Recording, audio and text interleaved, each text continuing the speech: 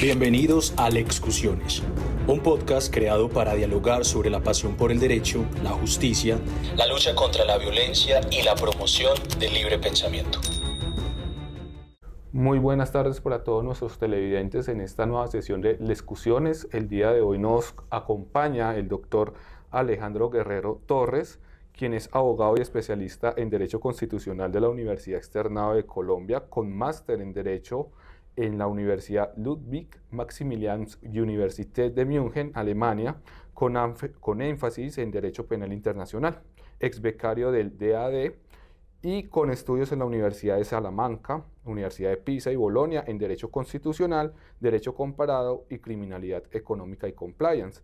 Es de resaltar que el doctor Guerrero Torres ha sido magistrado auxiliar de la Corte Suprema de Justicia por un periodo de 8 años y asimismo en la actualidad ocupa el cargo de magistrado auxiliar en la Jurisdicción Especial para la Paz. Es un gusto tenerlo, doctor Alejandro. Muchas gracias, Freddy, gracias a todos ustedes por su amable invitación. Doctor Alejandro, hoy vamos a tocar un tema que ha sido de bastante discusión en la jurisdicción nacional con respecto a la calificación de algunos delitos como delitos de lesa humanidad. Para ello quisiera formularle esta primera pregunta y es: ¿cuál es el rol interpretativo que ha jugado el Estatuto de Roma para el juzgamiento y atribución de responsabilidad de delitos de lesa humanidad en Colombia? Bueno, una pregunta muy interesante y también compleja de responder, porque finalmente, digamos, la aplicación de lo que ha sido todo el esquema del Estatuto de Roma de la Corte Penal Internacional ha permitido, digamos, permear distintas tesis y distintas teorías en la jurisprudencia nacional. Entonces, si nosotros vamos a mirar esos esquemas de imputación que se tienen en el Estatuto de Roma, no son los mismos que se tienen en nuestra legislación nacional. En el Estatuto de Roma se trabaja particularmente para todas esas aquellas personas que dirigen, coordinan u ordenan alguna actuación de crímenes de lesa humanidad. Se tiene la empresa criminal conjunta, es el Joint Criminal Enterprise en diferentes categorías. Nosotros acá en Colombia, por una tradición y también por nuestra herencia romano-germánica, que todo lo que deviene del derecho alemán, pues también tenemos las tesis trabajadas por el profesor Roxin y por todos sus discípulos, que son, digamos, prácticamente las diferentes atribuciones de coautoría y de algunas cuestiones que tienen que ver también con los aparatos organizados de poder. Entonces, en esa medida, digamos, se ha trabajado a partir de la jurisprudencia esa imputación de crímenes internacionales a partir de esas figuras.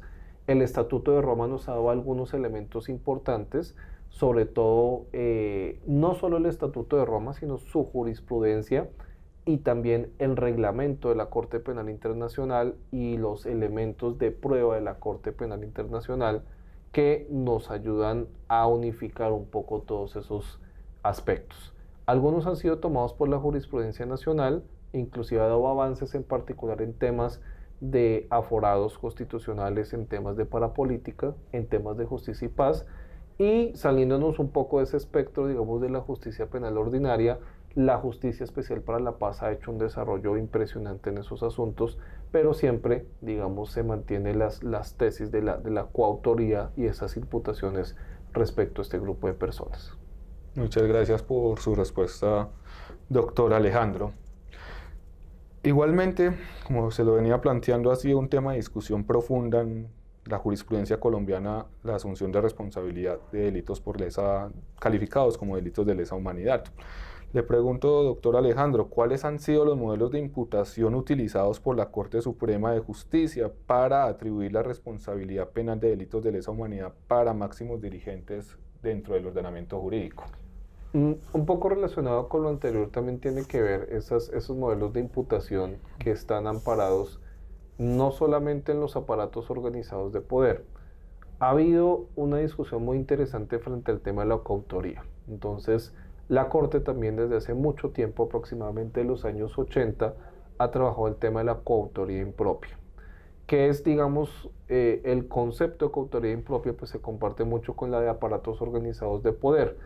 Ha habido bastantes críticas a esa misma noción, pero si nosotros hacemos un análisis específico de alguna jurisprudencia que se ha dado en ese camino, nosotros vemos que inclusive la Corte Suprema de Justicia lo utiliza como modelos alternativos, pero no son contrarios. Entonces, se utiliza la coautoría impropia, se utiliza los aparatos organizados de poder, y en un fallo muy específico de Justicia y Paz del bloque Héroes del Chocó, con ponencia del magistrado Eugenio Fernández Carlier del año 2019, ahí se utilizó, digamos, una forma de atribución a través de la omisión, que eso es traído también de algunas figuras del Estatuto de Roma de la Corte Penal Internacional, y todo eso, digamos, ha permitido construir unas tesis para tratar de fundamentar esos crímenes de lesa humanidad y esos crímenes, digamos, más importantes para la atribución de responsabilidad, que en alguna época se hacía más difícil.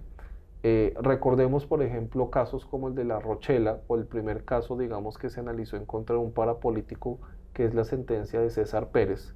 Ese es un caso bastante controversial si vemos en comparación lo que hay ahora. Si nosotros nos podemos a mirar, digamos, la acusación y la audiencia preparatoria que se le hizo a César Pérez, inclusive atacan retroactivamente o se toman retroactivamente el Estatuto de Roma para hechos que no habían sido ocurridos en su época. Actualmente nosotros ya tenemos unos modelos de imputación mucho más claros, mucho más sensibles, mucho más acordes al ordenamiento internacional, y eso ha permitido, digamos, que avancemos en esos temas jurisprudenciales. Doctor, usted acaba de hacer referencia a una sentencia bastante importante que ha sido el de bloques Héroes de Chocó. Quisiera que nos diese su opinión con respecto a esa figura utilizada por parte de la Corte Suprema de Justicia. ¿Considera usted que esa omisión de control de mando es correcta para esa valoración jurídica que se llegó en ese caso? Bueno, esto, digamos, muy a título personal, yo sí considero que eso es bastante discutible. En primer lugar, porque pues, si uno va a mirar los antecedentes también del fallo y la forma como está redactado el tema, acude a un tema de complementariedad. Más sin embargo, yo creo que no es una necesidad de tema de complementariedad respecto de utilizar una figura que está en el artículo 28 del Estatuto de Roma, que es la responsabilidad del superior por ese hubiere debido saber. Y ese hubiere debido saber tiene unas connotaciones y unas cuestiones particulares. No viene esa figura única y exclusivamente del Estatuto de Roma, eso viene inclusive del Estatuto de la antigua Yugoslavia. A partir de ahí es que se viene desarrollando el tema por una razón esencial, es que quienes hayan controlado el mando de un grupo organizado para cometer X crímenes internacionales, pues esté preparado no solamente para la instrucción y las órdenes de ese caso, pero también para eventuales omisiones frente a esas graves violaciones a derechos humanos, a esas extralimitaciones. Lo que hizo la Corte Suprema ahí en ese caso fue ponderar una cuestión también de legalidad versus, digámoslo, legitimidad para salvaguardar los derechos de las víctimas, en ese caso de Justicia y Paz, y creo que ahí es un ejercicio de pronto un poco desequilibrado.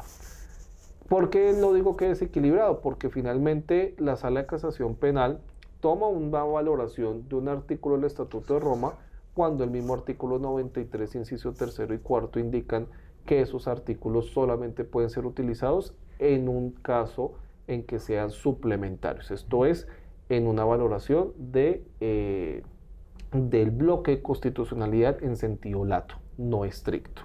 Acá aplicaron un sentido estricto por complementariedad. Creo que yo no comparto esa complementariedad, y en esa situación pues también se han presentado, digamos, diferentes cosas, porque abre un vacío enorme a que si la legislación colombiana no contempla ciertas figuras, puede traerlas de la legislación internacional, pero eso es contrario justamente al mismo espíritu del acto legislativo que modifica la Constitución para la ratificación del Estatuto de Roma de la Corte Penal Internacional. Entonces creo yo que debe verse con mucho cuidado. Es un fallo que también no se ha reiterado por la Sala de Casación Penal y abre la figura como a otras figuras importantes de autoría y de participación que, por ejemplo, en el caso de la Justicia Especial para la Paz, sí se contemplan, pero es porque hay una norma específica que lo consagra. En este caso no es así. Doctor Alejandro, siguiendo esta línea de discusión, le quisiera preguntar, para usted, ¿cuál sería un modelo adecuado de imputación subjetiva para los altos mandos como ministros, presidentes, por la comisión u omisión en delitos de lesa humanidad. Bueno, digamos, eso es una cuestión que poco se ha explorado, digamos, en la jurisprudencia de la Corte Suprema de Justicia, porque en últimas esa responsabilidad de ese dolo que existe y que está latente en estas dirigentes, muchas veces es por ignorar las diferentes conductas que se hacen también a las personas que los acompañan. No he visto, digamos, mayor desarrollo en la parte de la Corte Suprema de Justicia. De pronto en las salas especiales sí ha habido más categorización de estos temas, justamente porque lo que allí se está analizando es esa organización respecto de personas que, siendo dirigentes, omiten o tienen un dolo que introduce o que es, digamos, mucho más amplio y que puede, frente a ese dolo omisivo, contribuir a que se realicen ese tipo de conductas. Ha habido un caso, digamos, es el que yo le encuentro mayor aproximación, pero que no está relacionado con crímenes internacionales, que es el caso de los biopolímeros, que fue resuelto por la Sala de Casación Penal en el caso del médico que le inyecta biopolímeros a Jessica Cediel. Y en ese es un caso bien interesante porque se alcanza a distinguir la diferencia entre lo que es el dolo eventual y la culpa con representación, pero en algunos párrafos sí resulta importante decir que ese dolo omisivo y todo lo que envuelve, digamos, las diferentes actuaciones, que en esas omisiones son de un talante inclusive doloso y se citan algunos doctrinantes españoles para ese efecto, puedan ser tal vez utilizados para esos dirigentes. No ha habido un caso, digamos, aquí relevante que devele, digamos, ese tipo de actos, y yo creo que tampoco ya los va a haber en algún sentido estricto, toda vez que la mayoría de todos estos casos pues se le hizo traslado a la Justicia Especial para la Paz. Entonces habría que esperar, digamos, un desarrollo mucho más concreto de lo que la JEP diga en ese sentido, y en la Corte que de pronto haya un escenario, un espacio para ese, digamos, desarrollo un poco más amplio. Pero lo que yo considero es que sí están dadas las bases y las circunstancias en alguna jurisprudencia y en la interpretación misma del Código Penal para que exista ese dolo por omisión y que se pueda dar desarrollo para imputación de estos dirigentes. Muchas gracias por su respuesta, doctor Alejandro. Por último, quisiera conocer cuál es su opinión con respecto a que la jurisprudencia de la Corte Suprema de Justicia en reiterados fallos ha manifestado que el concierto para delinquir podría ser catalogado como un delito de lesa humanidad. Bueno, digamos, desde el año 2009 aproximadamente, la Corte ha sentado esa postura de manera reiterada en un inicio, justamente por el problema que la atañía en esa época, que era el de la parapolítica. Entonces, su campo de estudio pues estaba relacionado justamente a mirar cómo el delito de concierto para delinquir, que consideró como un delito base para que cometieran organizaciones, grupos armados al margen de la ley, por ejemplo, grupos paramilitares, podían, dentro de ese contubernio, estar relacionado con graves crímenes contra la humanidad. Entonces, en un principio, la Sala de Casación Penal dijo sí, era posible, el delito base permite que se siga en esto, pero la relación entre el delito base y el concierto para delinquir, para considerarlo crimen de lesa humanidad, fue algo que fue bastante difícil de sostener. ¿Y por qué fue difícil de sostener? Porque la misma doctrina internacional lo que ha dicho es que no existen crímenes internacionales que no sean taxativos o que sean numerus clausus distintos de los que están en los diferentes tratados internacionales, verbigracia el Estatuto de Roma. Entonces, al no existir un delito de esa categoría, la interpretación que hacía la Corte era un poco extensiva. Entonces es ahí donde venía la pregunta, es ¿en qué casos podría hacerse? Y la Corte, con el tiempo, hacia el año 2012 y siguientes, morigeró su tesis y empezó a decir, es posible siempre y cuando concursen con delitos que sí tengan esa categorización.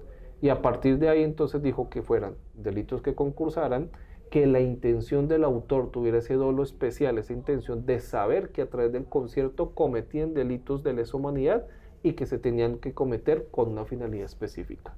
Entonces, a partir, digamos, de esas dos categorizaciones era posible de involucrar el concierto, pero démonos cuenta que es algo más artificioso, porque no estamos diciendo que el concierto para delinquir sea un crimen de lesa humanidad, sino que en el concurso del concierto y la manifestación de los diferentes hechos que involucren esa actuación, están involucrados actuaciones que tenían la vocación o el dolo inicial de ser crímenes de lesa humanidad. Entonces, ha habido, digamos, muchas discusiones, muchos alcances. Esto se llevó inclusive a discusión ante la Corte Penal Internacional y allí la conclusión es que eso no podía ser así y por eso es que acá la Corte, digamos, ha morigerado ese criterio, creo yo que de una manera sana, y eso también ha repercutido, digamos, en otras jurisdicciones, en los escenarios de justicia y paz de la Ley 975 e inclusive en los de la JEP.